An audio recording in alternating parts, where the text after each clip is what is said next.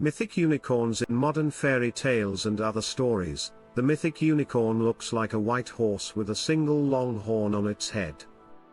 But in older stories, this fantastic creature had a short, colored horn and the body of a goat. European unicorn. Once upon a time, a hunter in the forest saw a brilliant white unicorn in the distance, emerging from a river and gleaming like the moon. Enchanted by the sight, the hunter called together his friends and gave chase. But the unicorn knew that men could never catch him, so he playfully waited for the hunters to draw close before bounding out of view. After a while, the unicorn came to a stop in front of a beautiful young maiden sitting under a tree. She reached out, combed his curling mane and rubbed his horn until he lay his head in her lap. But it was a trap. Looking up at the maiden, the unicorn saw her brown eyes were filled with tears and realized her deceit. Too late, the dogs and men suddenly seized him and carried him away.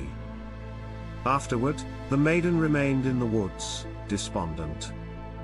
As she leaned down to wash away her tears in the stream, a movement in the distance caught her eye. She couldn't be sure, but she thought it was the shining horn of a unicorn disappearing into the night. An ancient tale. You may have heard that the one-horned unicorn is so magical that its horn can counteract poisons, and it is so elusive that no person can catch it. But did you know these unicorn stories began in ancient Greece? More than 2,000 years ago, Greek travelers told tales of unicorns living in far-off lands.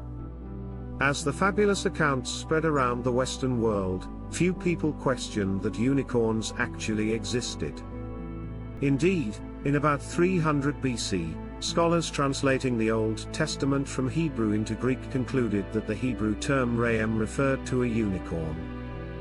Even early naturalists considered the unicorn to be a living animal. Several ancient catalogues of animals of the world include unicorns and describe them as solitary beasts that often battle lions and elephants.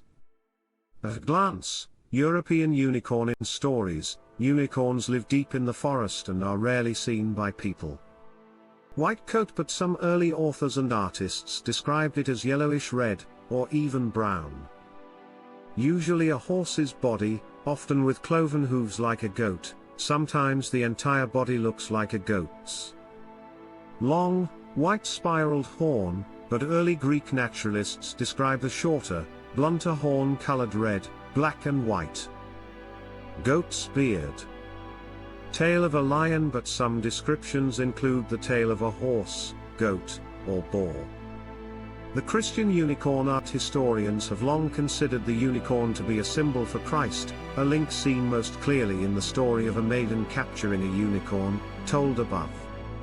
For instance, the unicorn's placing his head in the lap of the young maiden, or virgin, recalls baby Jesus lying in the lap of the Virgin Mary. In other stories and artworks, the unicorn dips its horn into poisoned water to purify it for the other animals to drink, a reference to the story of Christ's sacrifice to cleanse the sins of mankind. So they say there are wild elephants and plenty of unicorns, which are scarcely smaller than elephants.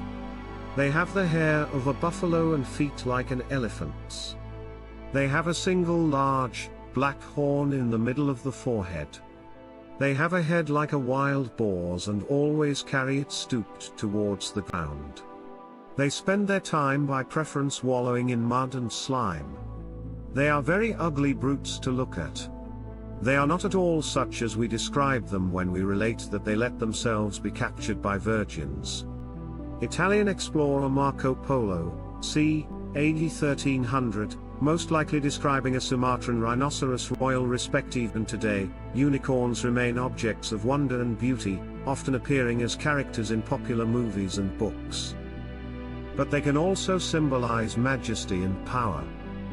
Strong and powerful unicorns are featured on the royal arms of both Scotland and the United Kingdom. Natural history book. In 1551, Swiss naturalist Conrad Gessner wrote Historiae Animalium, a book describing all of the animals that he thought lived on Earth. This 1620 edition includes a description of a unicorn, presumably based on the accounts of travelers to far-off lands. Horn in case. The monastery of Saint Mary in Guadeloupe, Spain, gave an African white rhinoceros horn to a dying Pope Gregory XIV in 1590. Like unicorn horns, rhinoceros horns were thought to have magical, curative properties. Though the tip of the horn was cut off and administered to the Pope, it proved ineffective and he died shortly thereafter. A magical horn. Many stories of unicorns refer to the magical properties of their horns, a claim first made by a Greek physician named Ctesias nearly 2,000 years ago. Those lucky enough to possess a horn might take advantage of its wide range of healing properties, from detecting and neutralizing poisons and curing fevers to prolonging youth, and acting as an aphrodisiac. Narwhals are small whales from the icy channels of northern Canada and northwestern Greenland. Narwhals are sometimes called sea unicorns because of the enormous tusk that grows from the upper jaw in males. Some scientists have speculated that narwhal tusks, which can grow almost as long as 3 meters, about 10 feet, might be enormous sensory organs that can detect subtle changes in temperature and pressure.